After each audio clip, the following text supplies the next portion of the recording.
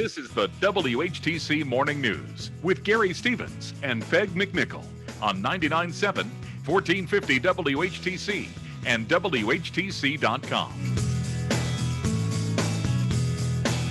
Welcome back to the WHTC Morning News for this Friday, July 2nd.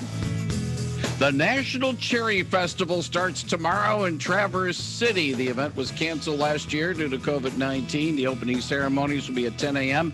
The Midway will be open from 11 a.m. until midnight, and the festival will feature a fireworks display for the Independence Day holiday Sunday at 10:30 p.m., and the festival will run through May the 12th. Methinks one Dave Lorenz from Pure, Michigan, is indeed in the cherry capital of Michigan, if not the country and the world. He joins us via the Zoom connection with our Travel Michigan segment. David, good morning. Good morning, Gary. Can you hear me now? I can hear you A-OK.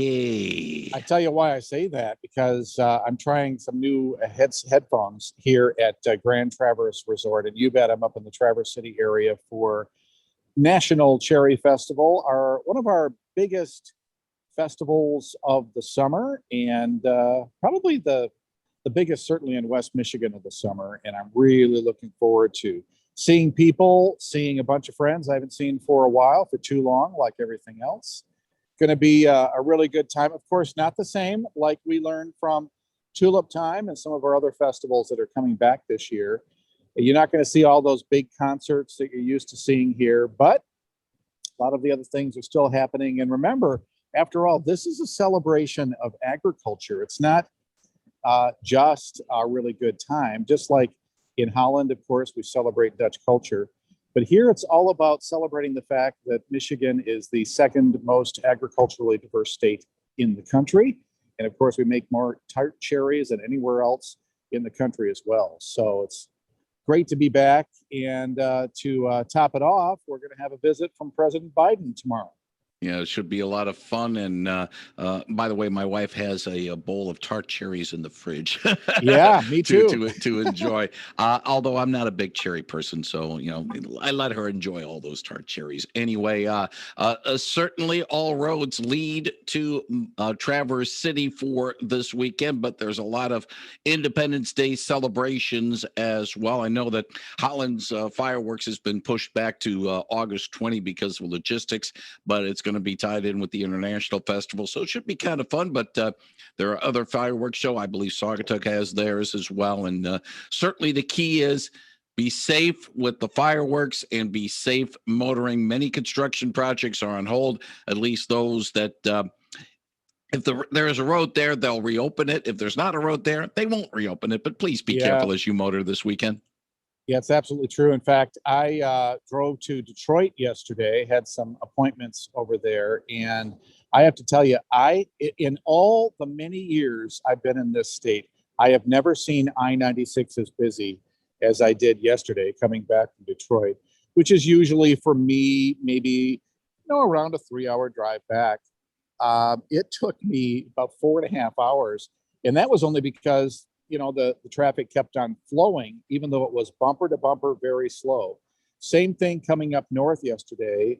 I took a route that was pretty circuitous following one of those apps. And let me tell you, if you are traveling around this summer, especially this weekend, I do recommend you try an app like, I think I used Waze, because they are set and they actually follow traffic patterns in real time.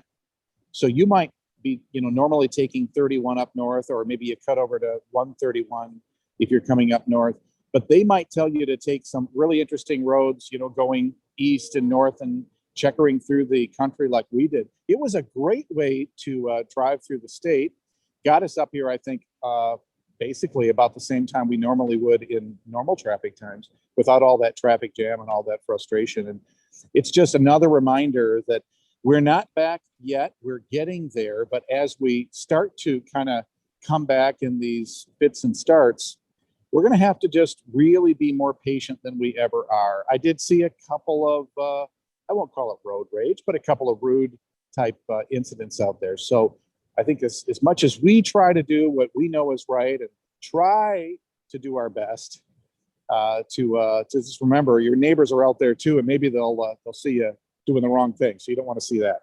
One final thing, Dave, and I know it's not an immediate thing, but a week from today, the Mackinac Bridge Authority holds a meeting at Mackinac Island City Hall to talk about the bridge walk coming up on Labor Day, as well as the completed study of the bridge deck over the Mighty Mac. Yep, it was on the Mighty Mac just the other day, and it was looking great. Of course, they're constantly working on it, but they've done some really good work early this season. But it's, of course, under construction like it almost always is.